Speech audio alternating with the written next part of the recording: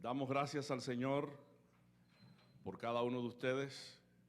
En esta mañana queremos especialmente decirles a la congregación que nos sentimos muy contentos con Gloria aquí entre nosotros y con la mamá de Genevieve, que están aquí honrándonos con su presencia, Consuelito que está aquí, gloria a Dios, también Heather y Desiree, que en estos momentos hacen entrada con su bebé, Desiree con su bebé. Gracias damos al Señor por la presencia de ellas que están aquí con nosotros, acompañándonos en esta mañana. Damos gracias al Señor por el privilegio que nos da de poder traer su palabra y por el honor que nos concede de ser voceros en su nombre.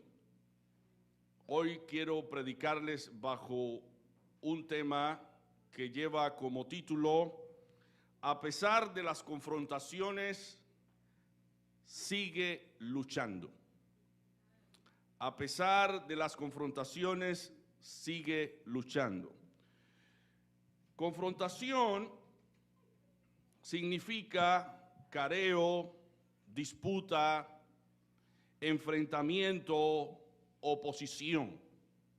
La vida cristiana está llena de enfrentamientos, de oposiciones, de situaciones difíciles debido a que ejercer el cristianismo en un mundo lleno de corrupción y de maldad resulta un verdadero agobio en el sentido emocional.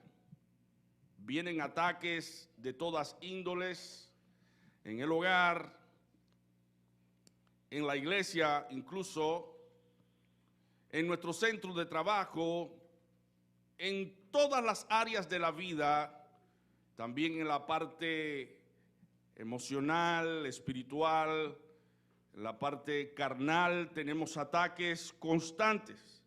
Nuestra vida está llena de confrontaciones. Del sermón, a pesar de las confrontaciones, sigue luchando. En Mateo capítulo 10, versículo 22, dice la Escritura: y seréis aborrecidos de todos por causa de mi nombre. En otras palabras, y seréis confrontados de todos por causa de mi nombre.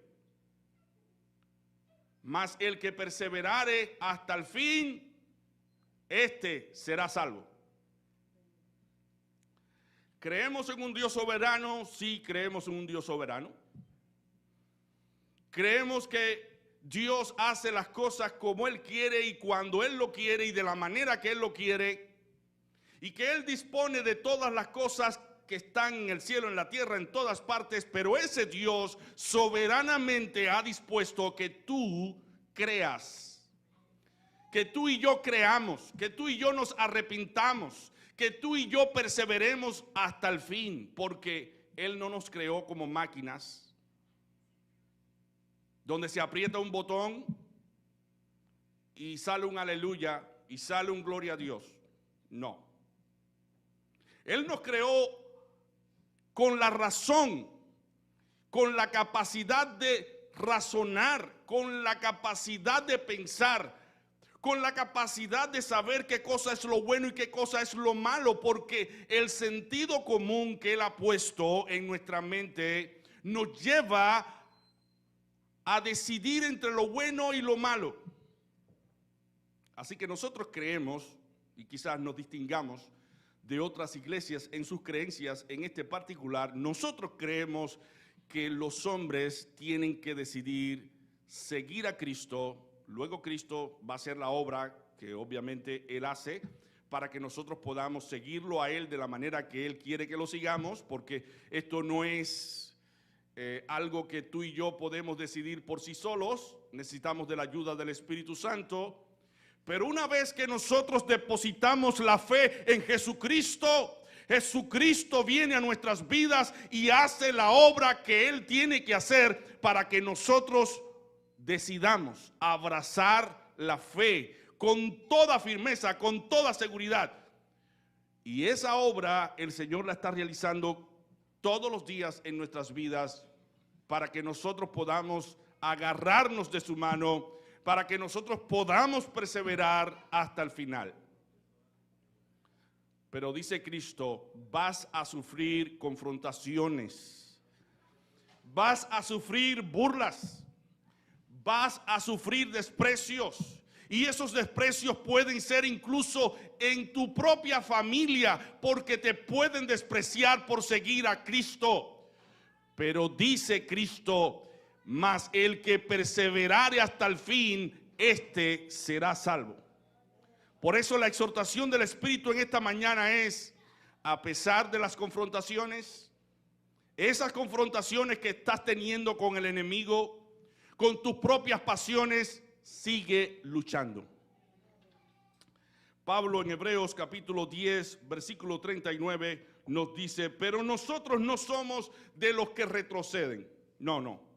Nosotros no somos de esas personas que dicen ya voy a echar para atrás. No voy a seguir. Nosotros no somos de esa clase de personas que se acobarda en el camino. En otra frase, no somos de los que echan para atrás, de los que se rinden, sino somos de aquellas personas que retienen la fe para la preservación de su propia alma. Eso es lo que Pablo está diciendo, o mejor dicho, el autor de los Hebreos, en el capítulo 10, versículo 39, cuando dice, pero nosotros no somos de los que retroceden para perdición, sino de los que tienen fe para preservación del alma. Porque dice Mateo 11, versículo 12, desde los días de Juan el Bautista hasta ahora, al reino de los cielos se hace fuerza y los valientes lo arrebatan. No está diciendo aquí los cobardes lo arrebatan, porque los cobardes echan para atrás, sino los valientes lo arrebatan. Como un dato curioso, en la lista de los hombres que van a estar en el infierno en aquel día, en la primera fila estarán los cobardes. Los cobardes.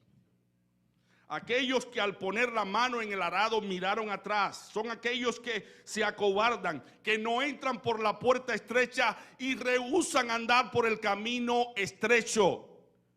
Porque la puerta estrecha y el camino estrecho es puesto para todo hombre, para que podamos a través de esa puerta y ese camino estrecho obtener la vida eterna.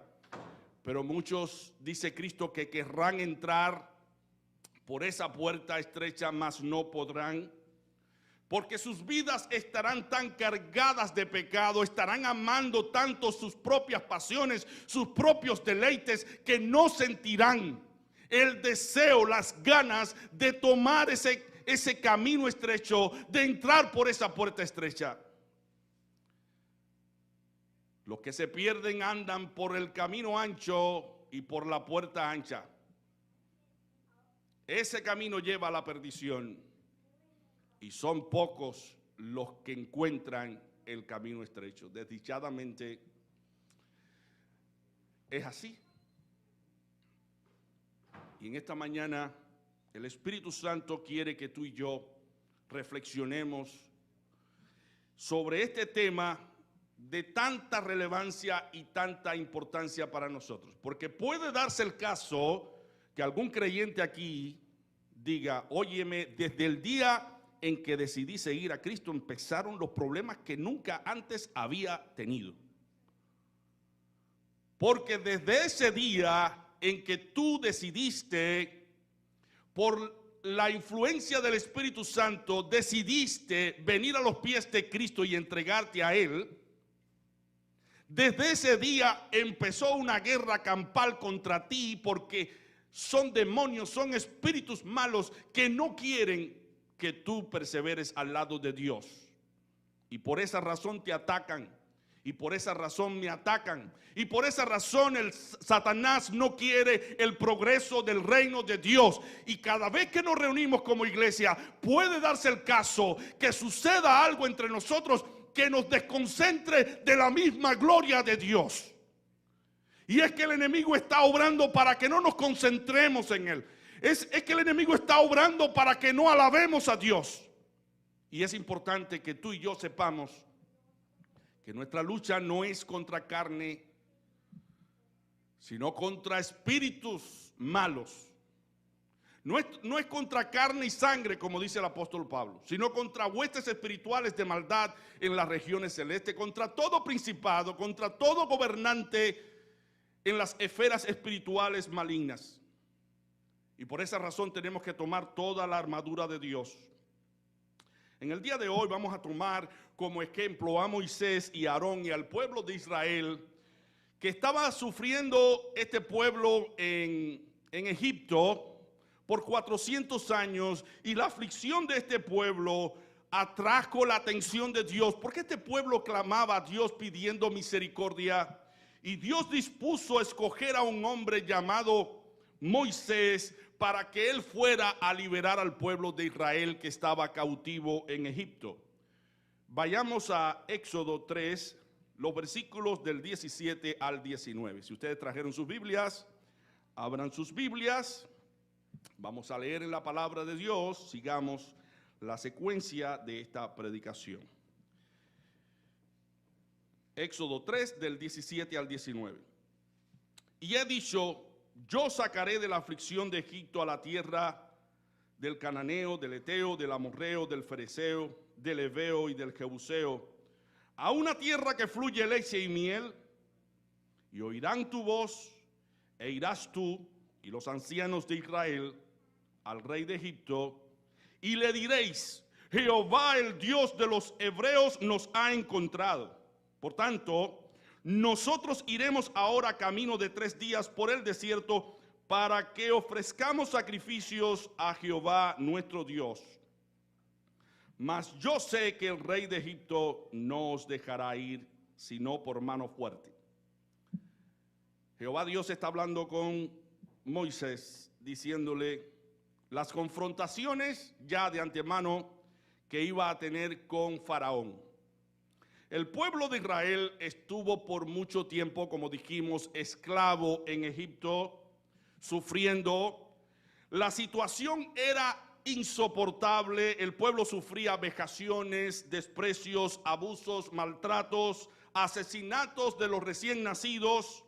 Para que el pueblo de Israel no creciera, el pueblo entonces sufría por el exceso de trabajo.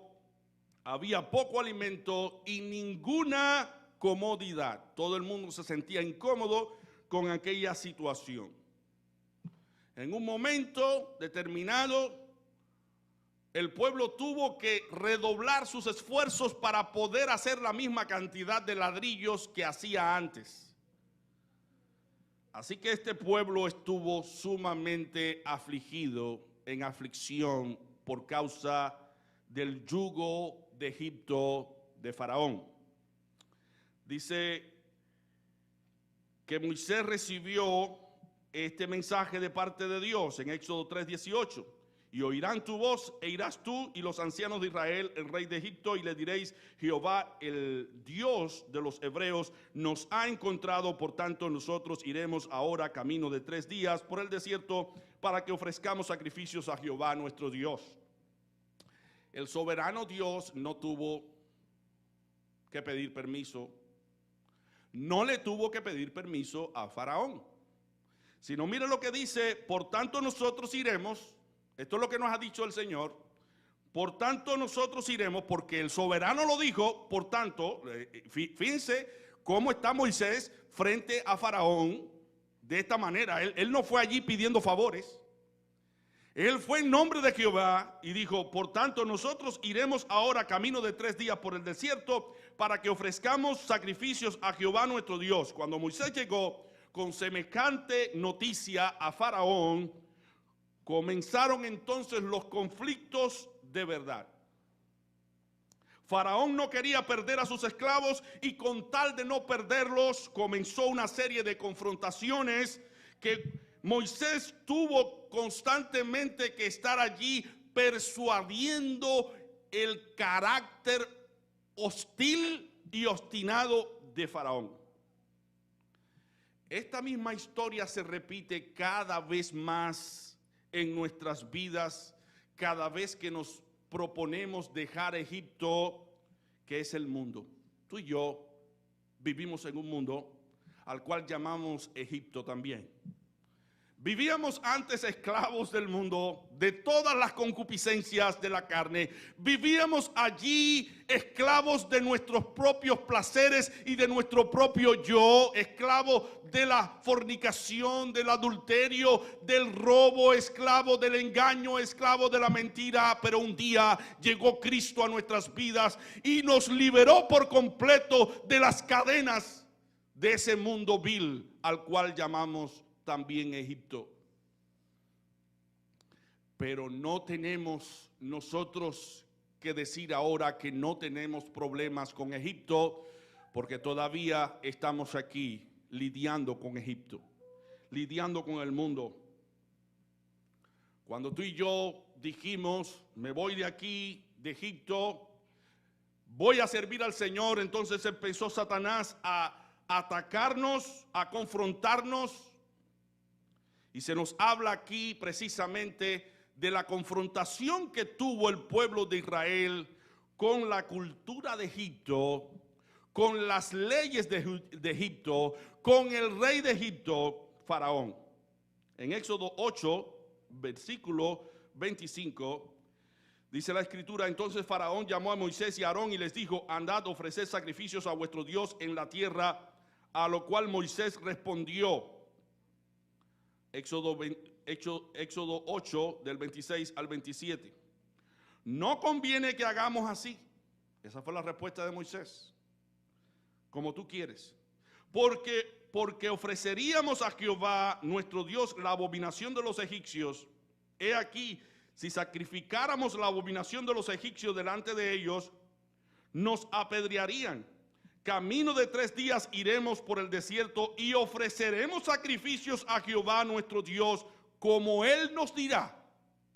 Pero tú no tienes que meterte en este negocio.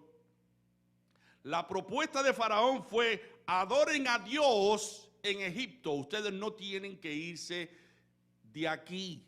No tienen que vivir separados de nuestras costumbres, de nuestras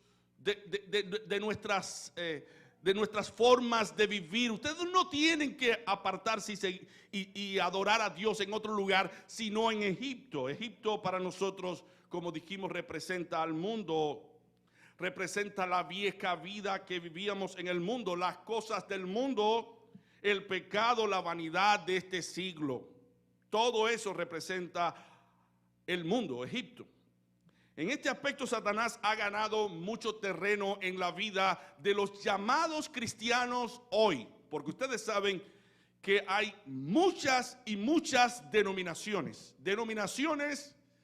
que están en Egipto y que están embrolladas, están tan enredadas en las culturas y en los apegos de las costumbres de Egipto que no parecen que son hijos de Dios o cristianos.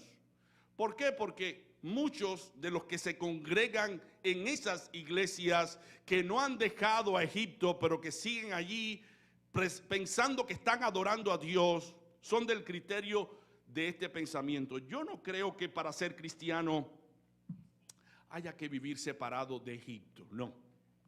Aquí podemos nosotros, con las costumbres del mundo, servir a Dios. Tú puedes amar a Dios sin tener que vivir una vida de tantas renuncias. No, que va, no renuncies. Sirve, adora a Dios como tú estás, que el Señor va a recibir tu adoración. A Dios no le importa cómo tú te vistas, porque Él no se mete en eso.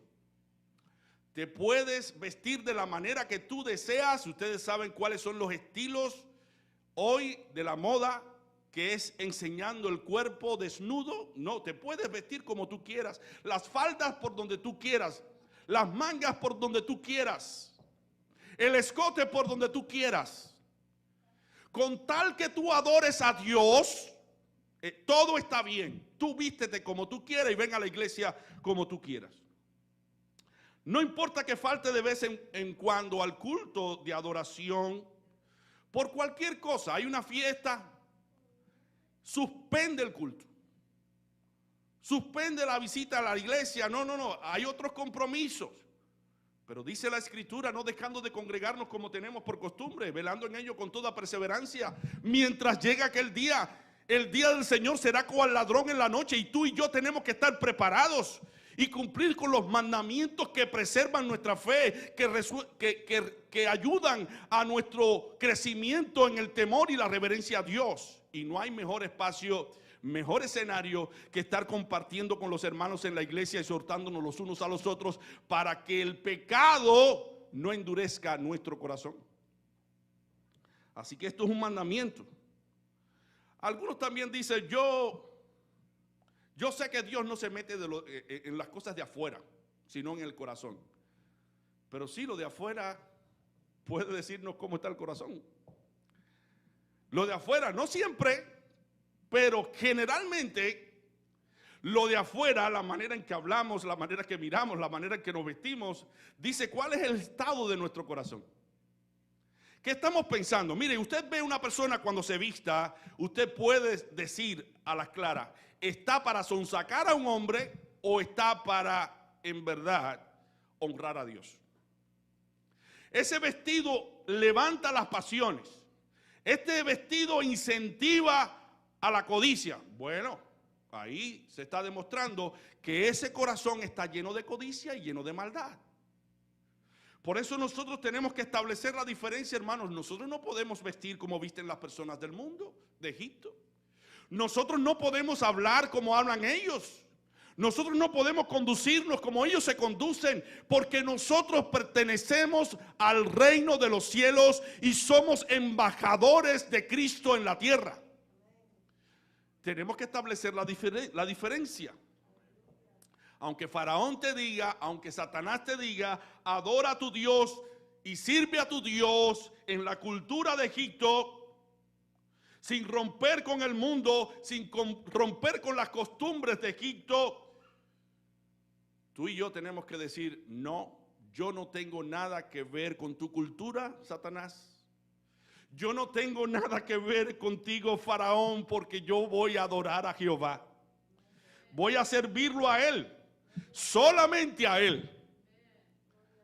Debemos darle a Dios lo que es de Dios y a César lo que es de César.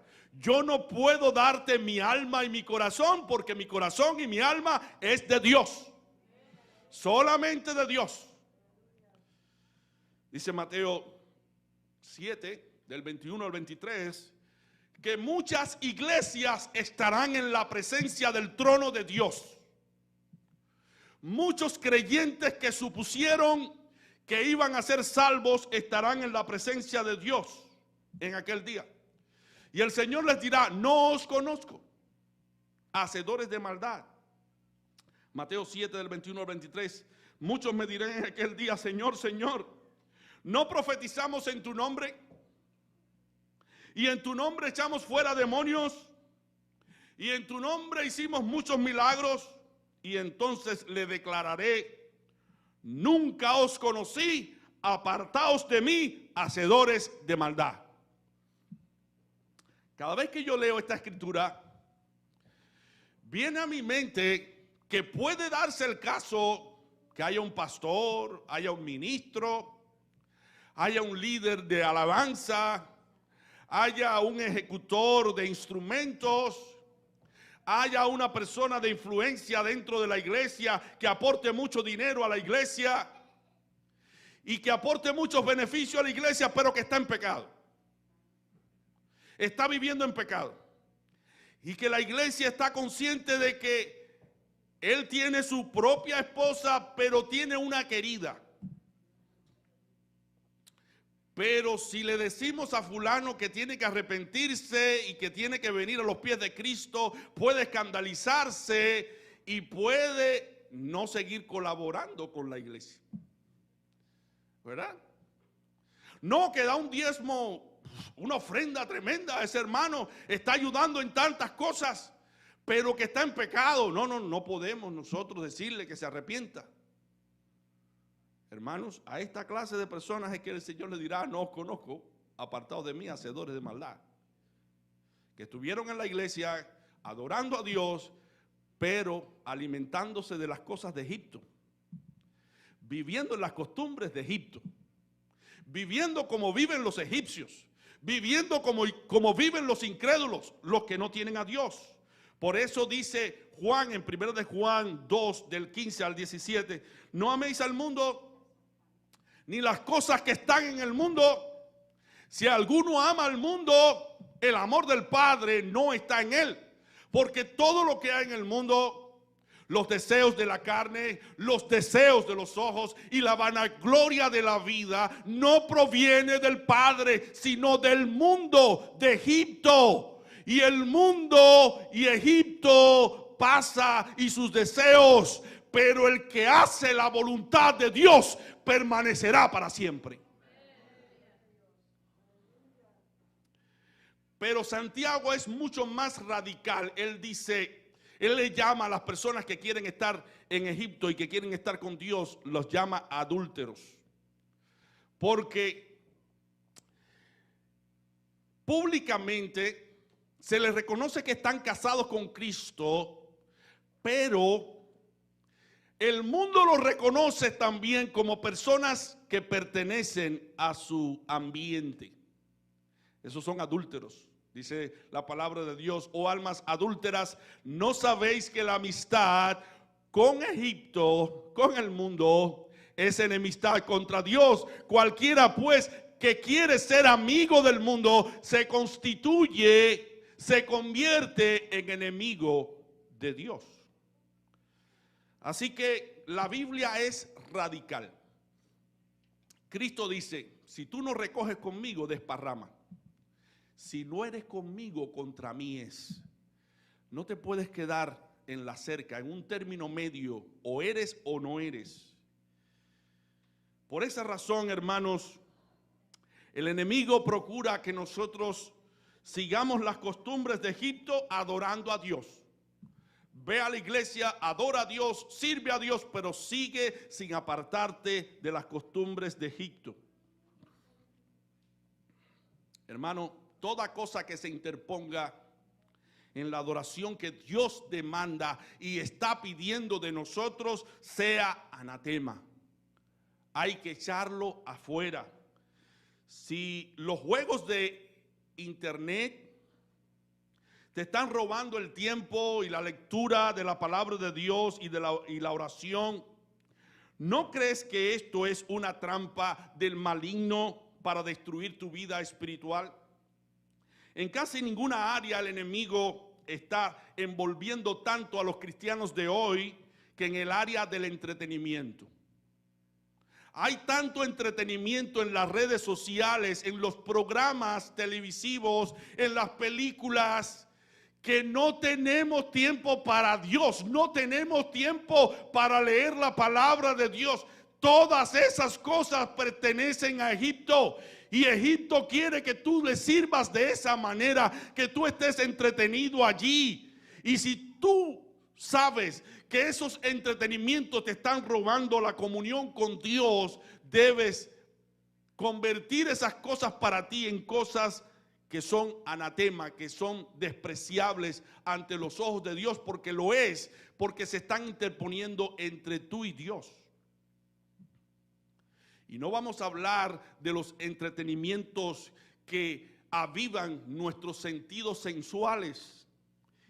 Aquellos entretenimientos que incentivan la vulgaridad, que pueden hallarse en las películas, en las novelas, en las revistas que pueden ser vistas y oídas, en la música que tiene contenido sexual, contenido perverso, malas palabras, malos deseos. ¿Cuántas cosas hoy pueden estarse convirtiendo para nosotros en medio de entretenimiento, pero que son medios nocivos porque nos apartan de Dios? Estas cosas son de Egipto, son del mundo, son del adversario. Y el adversario quiere que nosotros sigamos viniendo a la iglesia, sigamos adorando a Dios, sigamos leyendo la palabra de Dios, pero sin dejar esos entretenimientos que pertenecen a Egipto. Dice la palabra que la frase de Moisés, que debe ser nuestra frase, fue la siguiente: no conviene que hagamos así. No conviene que el pueblo adore en Egipto sin dejar las costumbres de Egipto. No.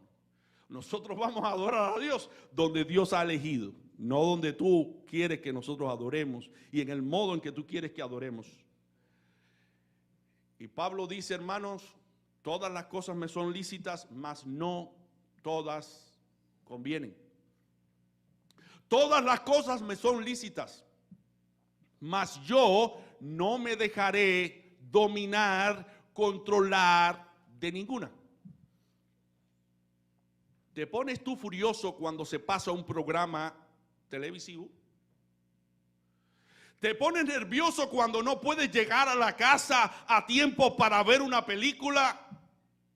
¿O para ver algún programa de entretenimiento? ¿Te pones nervioso? Estás aquí trabajando en la iglesia, pero estás concentrado allá en lo de Egipto. Cuando me vaya de aquí, de adorar a Dios, allá voy a ver tal película, me voy a entretener en esto y en aquello. Y Dios está mirando tu corazón, ¿a quién tú estás adorando? Dios te está diciendo, ¿a quién tú estás adorando? Conviértete de veras, porque en verdad no basta decir que uno es cristiano, tenemos que serlo en todas las áreas de nuestra vida. Nosotros somos un pueblo distinto, con costumbres distintas, diferentes, con lenguaje distinto, con formas de vestir sobrias y sencillas de acuerdo a la moral y la pureza de Dios según el recato bíblico y no conforme a lo que Egipto quiere que nosotros pensemos que está correcto. Cuando Faraón vio que no podía con los israelitas de esta manera, trató de confrontarlo de otra manera. Quiso que el pueblo fuese adoradores mediocres, a media. Vayamos a Éxodo 8, versículo 28. Éxodo 8, versículo 28. Dijo Faraón, yo os dejaré ir para que ofrezcáis sacrificio a Jehová vuestro Dios en el desierto, con tal que no vayáis más lejos. Orad por mí. La primera confrontación tenía que ver con la adoración en Egipto. Pero ahora Faraón quería que el pueblo adorara en cierto lugar que todavía no estaba alejado o no estaba apartado de Egipto totalmente, sino por las orillas, por las fronteras. Pon tu campamento cerca de las fronteras de Egipto. Ponla allí. No te vayas muy lejos. Puedes ir hasta cierto lugar, hasta un límite, pero no pases de allí. El enemigo lucha también porque tú y yo no nos vayamos muy lejos del mundo, de las costumbres del mundo. Que todavía haya algo que dejamos en el mundo, que en algún momento dado nosotros vayamos allá a buscar aquello que dejamos. Ustedes saben que cuando nos convertimos al Señor, nos entregamos al Señor, dejamos cosas, ¿verdad? Dejamos cosas de la vida vieja, de la vida pasada. Pero ahora Satanás está buscando la manera en que esas cosas tú las vuelvas a tomar poco a poco, muy sutilmente, sin tú darte cuenta, ir allá a Egipto. Voy a hacer un viaje a Egipto, voy a buscar algo que se me quedó allá y lo voy a traer. Y lo vas a incorporar a tu vida. Y cuando vienes a ver, estás viviendo una vida mediocre, porque no te has entregado por completo a Jesucristo. Todavía estás yendo a Egipto a buscar cosas que dejaste.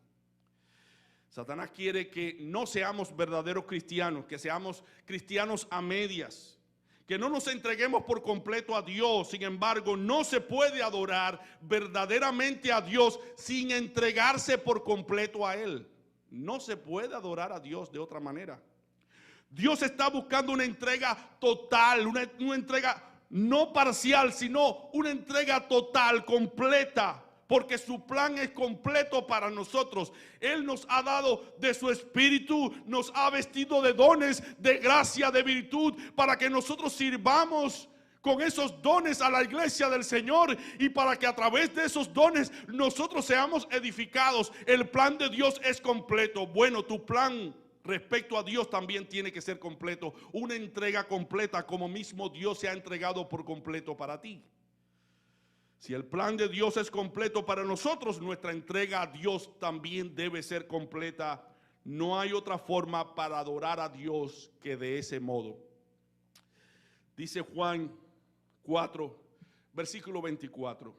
Dios es espíritu, y los que le adoran, ¿cómo deben de adorarle? En espíritu y en verdad es necesario que le adoren.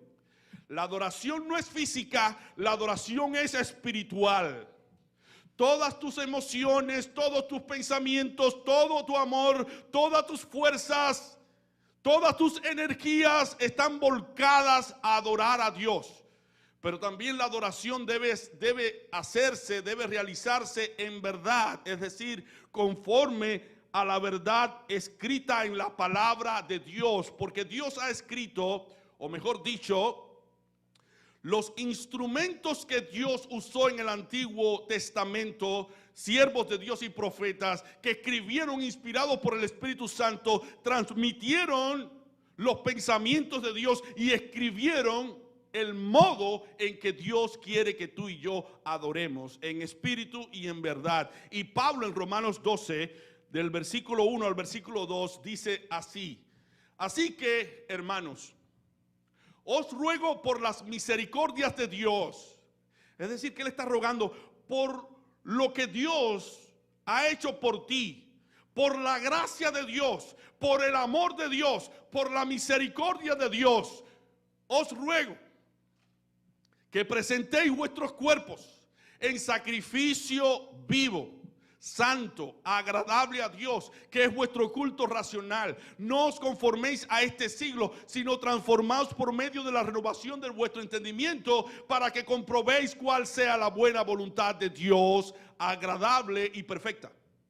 La voluntad de Dios es agradable y perfecta. Pero ¿cómo es esa adoración? Es una adoración viva. Es una adoración viva. El tipo de sacrificio que se hacía en el Antiguo Testamento era un sacrificio muerto, porque era un animal muerto sobre el altar. Pero ahora el sacrificio que Dios te pide a ti y a mí es un sacrificio vivo. Eso significa que el creyente debe renunciar a todos sus malos deseos, a toda su avaricia, a toda su corrupción interior, a toda su maldad, a toda su lujuria, y estar en la presencia del Señor y decirle: Señor, te entrego todo esto malo que me aparta delante de ti. Ya no quiero satisfacer mis propios deseos, quiero hacer tu propia voluntad. Eso es un sacrificio vivo en la presencia de Dios. Faraón quería que Israel de vez en cuando regresara a Egipto a buscar cosas de Egipto, pero el pueblo de Dios probó que pudo vencer esa tentación, esa confrontación de Faraón, y Moisés se paró en seco y dijo: no es hasta donde tú quieras. No es hasta donde tú quieras, es hasta donde Dios quiere. Tú no tienes que trazar ningún límite a la adoración que solamente Dios merece. Dios determina el modo y la forma en que lo debemos adorar en espíritu y en verdad. La verdadera adoración no es según nuestra voluntad humana, sino según la voluntad de Dios. La verdadera adoración no es según nuestros propios criterios o pensamientos, sino en espíritu y en verdad. La verdadera adoración no es una mezcla de mundanalidad y espiritualidad. No es una mezcla de Cristo y el mundo o Satanás. No. No es una mezcla de carnalidades, de cosas que pertenecen a Egipto. No. La adoración a Dios es una adoración santa, porque Dios es santo. Cuando Faraón vio que no podía convencer al pueblo para que rindiera una adoración a medias, lo confrontó de otra manera para que sometiera a sus niños a quedarse en Egipto, porque era un crimen dejar que los niños fuesen a adorar con sus padres a donde Dios quería. Faraón le dijo, no, deja a tus niños con nosotros. Ve tú y tu pueblo, pero deja en Egipto a tus niños. Vamos a ver en Éxodo 10, del 8 al 11. Y Moisés y Aarón, volviendo a ser llamados ante Faraón, el cual les dijo, andad, servid a Jehová vuestro Dios. ¿Quiénes son los que han de ir? Moisés respondió, hemos de ir con nuestros niños y con nuestros viejos, con nuestros hijos y con nuestras hijas, con nuestras ovejas y con nuestras vacas hemos de ir, porque es nuestra fiesta solemne para Jehová. Y él les dijo, así sea Jehová con vosotros. ¿Cómo os voy a dejar ir a vosotros y a vuestros niños? Mirad cómo el mal está delante de vuestro rostro. ¿No será así? Id ahora vosotros los varones y servid a Jehová. Pues esto es lo que vosotros pedisteis. Y los echaron de la presencia de Faraón. La tercera confrontación era mucho más sutil y más delicada. Ve tú por el camino, pero deja a tus hijos aquí en Egipto. Adora a Jehová como tú deseas, como tú quieras, pero no sometas a tus niños al régimen de ir caminando por todo ese desierto y adorar a Dios. Tus niños se quedan aquí en Egipto. Faraón quería que los padres se fueran, pero él se contentaba con los niños ahora. Satanás quiere educar a nuestros niños, ¿sabían ustedes eso? Satanás quiere educar a nuestros niños conforme a los valores de este mundo, de este Egipto, no conforme a los valores de Dios. Y los padres debemos estar alertas hoy para saber qué tipo de enseñanza están recibiendo nuestros niños en las escuelas. Porque el currículo ha cambiado, el currículo ha llegado hasta el extremo de decirle a un niño y a una niña que puede ser lo que ellos quieran. Aún pueden ir en contra de su propia biología, de su propia naturaleza. Lo que tú quieras puede ser. Si tú quieres ser una mariposa, tú puedes ser una mariposa. Imagínense que a un niño se le haga creer, porque él dice que es una mariposa y se le escriba como una mariposa, se le haga creer que es una mariposa y cuando llegue a un quinto piso se tire porque piense que es una mariposa. ¿Qué va a pasar? Se va a morir. Porque él está yendo en contra de la propia naturaleza. ¿Qué va a pasar con un niño o una niña que le dice, no, tú puedes cambiar de sexo? No hay problema. Cambia de sexo y empiezan las enfermedades. Son las personas que más rápido mueren porque ir en contra de lo que Dios ha creado es perjudicial para la salud.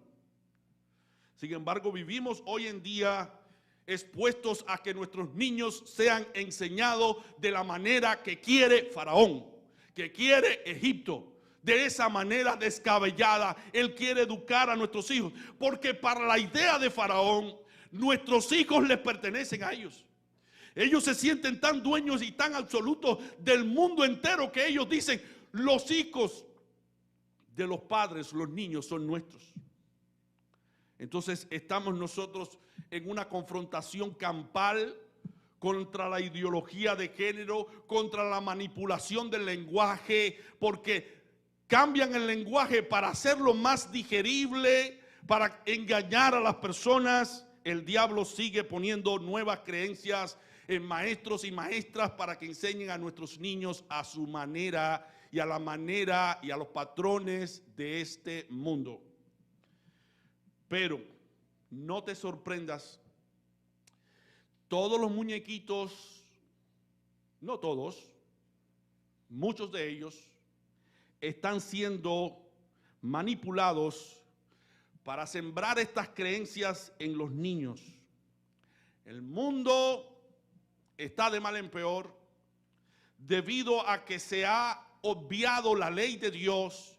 Y a través de las películas, a través de las novelas, a través de los videojuegos, a través de los muñequitos, se le está enseñando cosas a nuestros niños. Así que estas confrontaciones siguen hoy vigentes. Satanás quiere arrastrar a nuestros niños para que no sean cristianos, para que no adoren a Dios, para que no sirvan a Dios, y los está entreteniendo en estas cosas y está sembrando lo que Él quiere sembrar en sus mentes, y los padres estamos descuidando el deber de enseñarle la palabra de Dios, de corregirlos y de ayudarlos conforme a la palabra de Dios. Las creencias de Egipto son enseñadas entonces en el internet, en los muñequitos que aparentemente son inofensivos, en las películas, en los videos animados y en los programas televisivos. Los padres tenemos entonces que supervisar lo que los niños están viendo o escuchando, aunque ellos se sientan mal. Niño, ¿qué estás viendo? ¿Qué estás escuchando? Tenemos que ponerle filtros a las computadoras. Tenemos que estar chequeando constantemente, porque nosotros estamos siendo confrontados en un mundo podrido. Por eso dice la palabra de Dios en Proverbios 22, versículo 6, instruye al niño en su camino, y aun cuando fuere viejo, no se apartará de él. Hay padres que están tan mal orientados en este tema que dicen lo siguiente: yo no doy educación cristiana a mis hijos para que ellos puedan escoger su propio camino cuando sean mayores y sean capaces de elegir. Yo no les enseño a mis hijos estas cosas para que no se traumaticen, porque después en la casa le dicen una cosa y otra diferente en la escuela. Yo prefiero que mis hijos estudien y puedan ir a la universidad sin problemas y estudiar una carrera, porque también se puede servir a Dios siendo un buen médico y profesional. Estas son las confrontaciones actuales que los padres enfrentan con el adversario, que les ha hecho creer que los hijos van a optar por el cristianismo cuando ellos sean adultos. No, mi hermano, para eso existen las escuelas. ¿Por qué usted cree que llevamos a los niños a la escuela? Para que aprendan a sumar, a restar.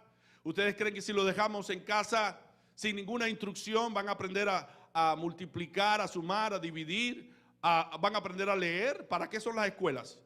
Pero la primera escuela es la casa, es el hogar. Allí tenemos que enseñarle a nuestros hijos los valores y los principios que preservan su vida presente y futura. Hay padres creyentes que dicen con orgullo: mi hijo es médico, mi hijo es doctor, mi hijo es licenciado, mi hijo es maestro. Pero cuando se les pregunta, ¿es cristiano? No, no es cristiano. Eso debería ser un motivo de vergüenza para los padres, porque lo primero es ser cristiano, lo demás es circunstancial. ¿Es de valor? ¿Es necesario? Sí. Pero lo más necesario, lo más indispensable es que sean cristianos. ¿Cuál fue la respuesta de Moisés en Éxodo 10:9? Moisés respondió: hemos de ir con nuestros niños y con nuestros viejos, con nuestros hijos y con nuestras hijas, con nuestras ovejas y con nuestras vacas hemos de ir, porque es nuestra fiesta solemne para Jehová. Por tanto, no dejes a tus hijos atrás. Tráelos a la iglesia. Congrégate con ellos, alaba, glorifica a Dios con ellos. No los dejes, no los abandones, porque dice la palabra de Dios que es importante que nosotros cumplamos con este deber. Deuteronomio 6, del 4 al 9. Oye Israel, Jehová nuestro Dios, Jehová uno es, y amarás a Jehová tu Dios de todo tu corazón y de toda tu alma y con todas tus fuerzas. Y estas palabras que yo te mando hoy estarán sobre tu corazón y las repetirás a tus hijos y hablarás de ellas estando en tu casa, andando por el camino y al acostarte y cuando te levantes, y las atarás como una señal en tu mano y estarán como frontales entre tus ojos, y las escribirás en los postes de tu casa y en tus puertas. Que la palabra de Dios entre hasta nuestros poros, que esa palabra moldee nuestras vidas, pero debemos inculcarla, debemos nosotros repetirla constantemente, debemos hablarla constantemente, debemos predicarla constantemente. De cara a un niño sin educación cristiana es dejarlo sin protección para la vida futura. Porque el mundo va de mal en peor, pero un niño que ha sido educado en los principios cristianos, aun cuando se aparte en un futuro, se sembró tanto la semilla de la palabra en su corazón, que él retornará a Dios, porque él sabe que la vida sin Dios es un desastre. La vida sin Dios no vale nada, porque solamente Dios, a través de su palabra, a través de sus principios, puede preservar nuestro hogar, puede preservar a nuestros hijos, puede preservar nuestros matrimonios, puede preservar nuestro negocio, puede preservar nuestras vidas, porque solamente Dios nos dice la verdad. Satanás nos está diciendo la mentira, solamente Dios nos dice la verdad. La antigua ley de Israel, cuando un niño se apartaba, era cruel esa ley. Pero hoy bajo la gracia de Dios es distinto, pero eso no nos exime a nosotros de la responsabilidad que tenemos de educar a nuestros niños conforme a los valores cristianos.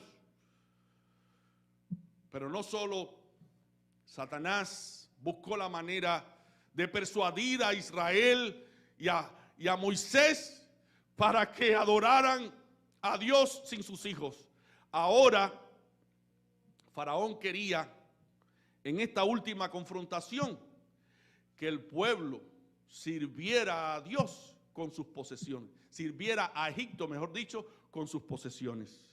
Y esta es la cuarta confrontación.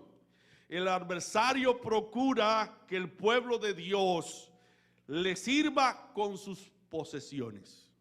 Éxodo 10, 24. Entonces Faraón hizo llamar a Moisés y dijo: id, servid a Jehová, solamente queden vuestras ovejas y vuestras vacas, vayan también vuestros niños con vosotros. Ahora se estaba interesando por sus posesiones. ¿Para qué? Para que a través de las posesiones ellos no se salieran de Egipto. Porque las posesiones, al estar dedicadas a Egipto, al estar dedicadas al mundo, están sirviendo a Egipto, están sirviendo a Faraón, están sirviendo a Satanás. Y Moisés respondió: tú también nos darás sacrificios y holocaustos que sacrifiquemos para Jehová nuestro Dios. Nuestros ganados irán también con nosotros, no quedará ni una pezuña, porque de ellos hemos de tomar para servir a Jehová nuestro Dios. Y no sabemos con qué hemos de servir a Jehová hasta que lleguemos allá. Hermanos, el mundo inconverso trata de despojar a los cristianos, y lo ha podido hacer en muchas instancias, de sus cosas, de sus posesiones, pero Satanás persiste aún en este tiempo a través del mundo hacer que los cristianos tengamos todas las cosas que nosotros queramos tener, pero que esas cosas sirvan al diablo y no a Dios. No dejes que tu casa sea usada por los inconversos para practicar los pecados que Dios condena y aborrece. Pon reglas en tu hogar, normas en tu hogar. Aquí no se bebe, aquí no se consume droga, aquí no se baila música mundana, aquí no se oye lo que desagrada a Dios. No quiero ver ni una botellita de ron, de licor aquí, porque aquí somos cristianos, servimos a Dios. No hay película que se ponga morbosa, llena de sexo y orgía. No, aquí no se practican esas cosas porque somos cristianos. No dejes que tus cosas sirvan a Egipto, al diablo. Que tus cosas también sirvan a Dios. Que tu carro sirva a Dios, que tu televisor sirva a Dios, que tu música sirva a Dios, que todo lo que tú posees como tuyo sirva a Dios. El mundo nos va a llamar fanáticos por todo lo que hacemos. Si oramos, si ayunamos, si leemos la palabra de Dios, si vamos al culto, si predicamos, si no vemos los programas televisivos que son malos y dañinos, si no nos bañamos como el mundo se baña en la playa, si no vamos al cine, si no estamos en los lugares donde no se debe estar como un cristiano. Pero, dice Juan, capítulo 15, del 18 al 21, si el mundo os aborrece, sabed que a mí me ha aborrecido antes que a vosotros. Si fuerais del mundo, el mundo amaría lo suyo, pero porque no sois del mundo, antes yo os elegí del mundo, por eso el mundo os aborrece. Acordaos de la palabra que yo os he dicho, el siervo no es mayor que su señor. Si a mí me han perseguido, también a vosotros os perseguirán, y si han guardado mi palabra, también guardarán la vuestra. Mas todo esto os harán por causa de mi nombre, porque no conocen al que me ha enviado. Y en 1 de Juan 4, del 4 al 6, dice: hijitos, vosotros sois de Dios y los habéis vencido, porque mayor es el que está en vosotros que el que está en el mundo. Ellos son del mundo, por eso hablan del mundo y el mundo los oye. Nosotros somos de Dios, el que conoce a Dios nos oye. El que no es de Dios no nos oye. En esto conocemos el espíritu de verdad y el espíritu de error. Entonces no hagamos caso al mundo, a las cosas que dice el mundo, a las cosas que quiere el mundo que nosotros hagamos. El reto para este mes precisamente es el siguiente: ejercítate para la piedad. Sea una persona piadosa en el trato con su prójimo. Corra legítimamente la carrera de la vida cristiana. Sus ojos deben estar puestos en Cristo y en su salvación. Luche contra sus pasiones pecaminosas. No se permita ver, escuchar, leer, etcétera, algo que le deteriore espiritualmente y alimente sus apetitos carnales. Por el contrario, todo lo que es verdadero, todo lo honesto, todo lo justo, todo lo puro, todo lo amable, todo lo que es de buen nombre, si hay virtud alguna, si alguna alabanza, en esto pensad. A pesar de las confrontaciones, sigue luchando. A pesar de las burlas de este mundo, sigue luchando. A pesar de las caídas que sufre, sigue luchando. Levántate en el nombre del Señor. A pesar de las traiciones, sigue luchando. A pesar de las persecuciones, sigue luchando. A pesar de las concupiscencias de la carne, sigue luchando. A pesar de todo, sigue luchando. No dejes de luchar, porque al final Dios te dará la victoria. Quiero terminar con una bella ilustración que encontré en internet, que dice así: un pastor de un pequeño pueblo llegó a la iglesia animado y motivado para realizar la reunión de la noche. La hora pasada y la gente no llegaba. Después de 15 minutos se atrasó. Después de 15 minutos de atraso entraron 3 niños. Después de 20 minutos entraron 2 jóvenes. Entonces el pastor decidió comenzar el culto con las 5 personas. Al recorrer del culto entró una pareja que se sentó en los últimos asientos de la iglesia. Cuando el pastor hacía la lectura de la Biblia para la prédica de la noche, entró otro señor con sus ropas sucias y una cuerda en sus manos. Aún sin entender el porqué de la falla del pueblo, el pastor condujo el culto animado y predicó con dedicación y celo. Cuando volvía para su casa, fue asaltado y golpeado por 2 ladrones que se llevaron su bolso donde estaba su Biblia y otras pertenencias de valor. Mientras su esposa hacía las curaciones de sus heridas en casa, él describió aquel día como el día más triste de su vida.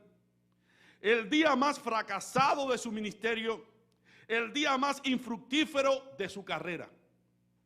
Después de 5 años, el pastor decidió compartir esa historia para la iglesia. Mientras él terminaba de contar la historia, un matrimonio de gran referencia en aquella congregación interrumpe al pastor y dice: pastor, aquella pareja de la historia que se sentó en el fondo éramos nosotros. Estábamos al borde del divorcio a causa de varios problemas y diferencias que había en nuestro hogar. En aquella noche decidimos poner un fin a nuestro matrimonio, pero primero decidimos entrar a una iglesia. Dejaríamos allí nuestras alianzas y después cada uno seguiría su camino. Pero desistimos del divorcio después que oímos la prédica en aquella noche. Hoy estamos aquí con el hogar y la familia restaurada. Mientras el matrimonio hablaba, uno de los empresarios más prósperos que ayudaba en el sustento de aquella iglesia se levantó pidiendo la oportunidad para hablar y dijo: pastor, yo soy aquel señor que entró todo sucio con una cuerda en las manos.